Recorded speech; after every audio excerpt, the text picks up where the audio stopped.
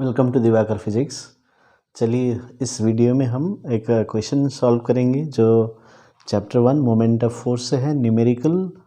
और आपने जो भी सॉल्व किया होगा यूनिफॉर्म मीटर स्केल या यूनिफॉर्म रॉड ऐसे सॉल्व किया होगा, लेकिन इस बार जो 2024 एग्ज़ाम में जो नॉन यूनिफॉर्म जो है रॉड दिया हुआ है ना, यानी कि जो mass is not uniformly distributed इस तरह से दिया हुआ है, तो इसलिए प्रॉब्लम नहीं है इसमें, क्योंकि देखिए इधर ज़्यादा मास है तो इसलिए सेंटर ऑफ ग्रेविटी इधर चला है। वो क्वेश्चन में दिया हुआ है जब यूनिफॉर्म होता है तो उसका सेंटर ऑफ ग्रेविटी इसका सेंटर में रहता है, लेकिन इसमें मास इधर है, नॉन यूनिफॉर्म डिस्ट्रीब्यूशन है, इसलिए सेंटर ऑफ ग्रेविटी यहाँ पर दिया है, इसलिए उसका वेट जो है वो 120 न्यूटन यहीं पर लग रहा है। ठीक है, तो यदि यूनिफॉर्म होता है तो उसका यूनिफॉर्म रॉड का जो सेंटर लेंगे, जैसे 0.8 मीटर है तो ये इसका हाफ 0.4 मीटर में हम लेंगे, तो ये डिफरेंस था। तो बेसिक कॉन्सेप्ट्स भी लगाना है। अभी देखिए ये जो बॉडी है यहाँ पर पाइवोटेड है, ठीक है, तो ये पाइवोट पॉइंट है, एक्सिस ऑफ रोटेशन यहाँ पर लेना है और वेट यहाँ पर लग रहा है, ठीक है, weight of the body.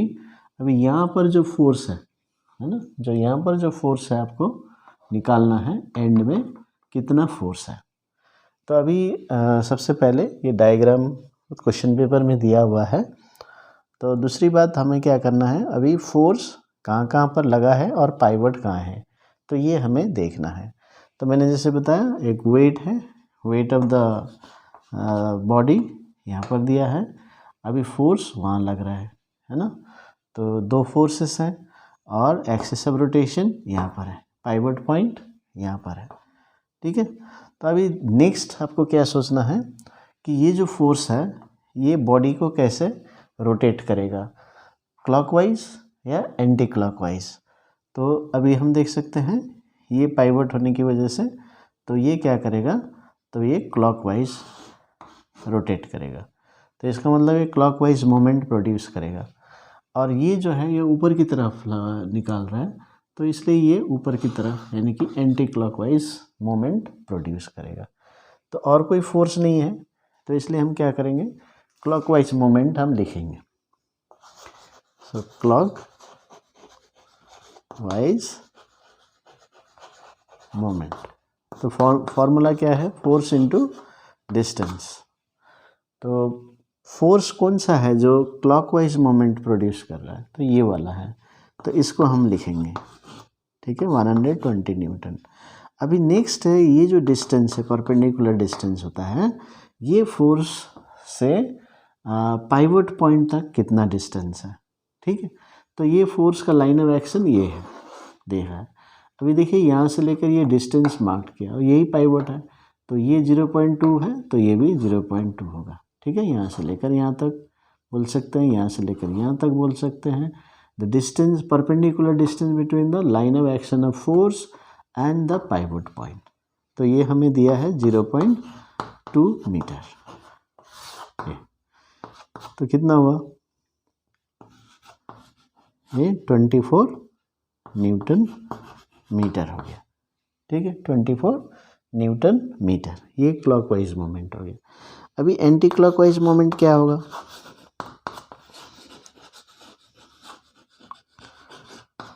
Anti clockwise moment, तो इसका भी फॉर्मूला है F इंटू परपेंडिकुलर डिस्टेंस, है ना। तो अभी फोर्स कौन सा है जो एंटी क्लॉकवाइज मोमेंट प्रोड्यूस कर रहा है, तो ये हमने आइडेंटिफाई ये और वो, तो ये तो क्लॉकवाइज कर रहा है और एंटी क्लॉकवाइज सिर्फ वो वाला फोर्स कर रहा है जो हमें मालूम नहीं है, तो F ही लिखेंगे और इनटू डिस्टेंस, परपेंडिकुलर डिस्टेंस क्या होता है, याद रखिए, फोर्स से लेकर पाइवट पॉइंट तक, तो फोर्स यहाँ है, पाइवट पॉइंट यहाँ है, तो ये पूरा डिस्टेंस लेना पड़ेगा हमें। तो पूरा डिस्टेंस मतलब 0.8, देखिए यहाँ भी मार्क किया है, कभी कभी आपको क्वेश्चन में सिर्फ इतना दिया है 0.8, तो 0.8 नहीं लेना, हमें लेना है पूरा फोर्स से लेकर पाइवट पॉइंट तक, तो ये याद रखना हमेशा, ये फोर्स है, ये पाइवट है, तो ये डिस्टेंस दिया हमने, ये फोर्स है तो फोर्स का डिस्टेंस पाइवट पॉइंट से, यहाँ से नहीं, पाइवट पॉइंट से, तो ये याद रखना। तो पूरा 0.8 लेंगे।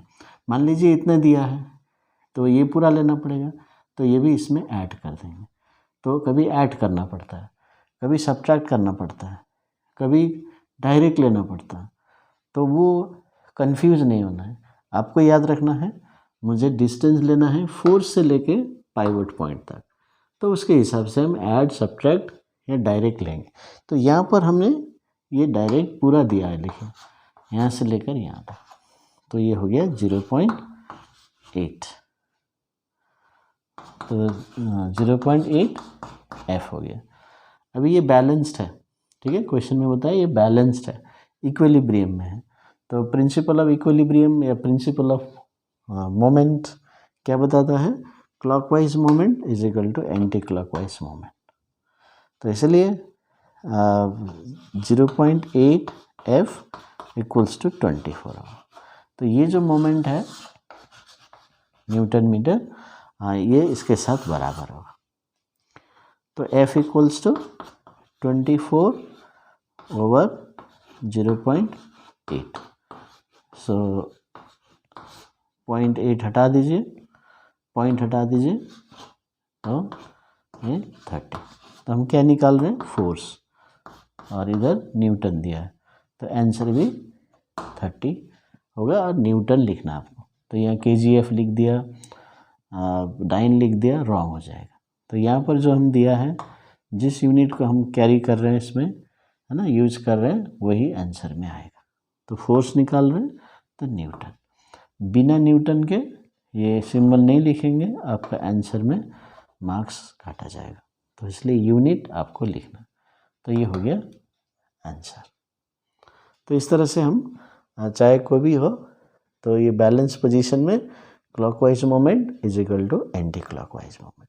हम क्या देखना है, पहले कहाँ पाइवट है और कहाँ फोर्स लगे हुए हैं, फिर उसके बाद कौन सा फोर्स क्लॉकवाइज मोमेंट प्रोड्यूस करता है, उसका मोमेंट निकालेंगे, फिर कौन सा force anti clockwise moment produce करता है, उसका सेम फार्मूला लगाएंगे, वैल्यू दिया है पुट करेंगे, फिर ये इक्विलिब्रियम में है, बैलेंस्ड है, ऐसा बताया है, तो इसलिए दोनों को इक्वल करके रिक्वायर्ड पैरामीटर फोर्स हम निकालेंगे। तो ये हो गया आइडिया। तो इस तरह से हम सॉल्व करेंगे। जो रॉड का ऐसा बॉडी है, यूनिफॉर्म, नॉन यूनिफॉर्म, तो ये बेसिक आइडियाज़ आपको यूज़ करना। Thank you very much.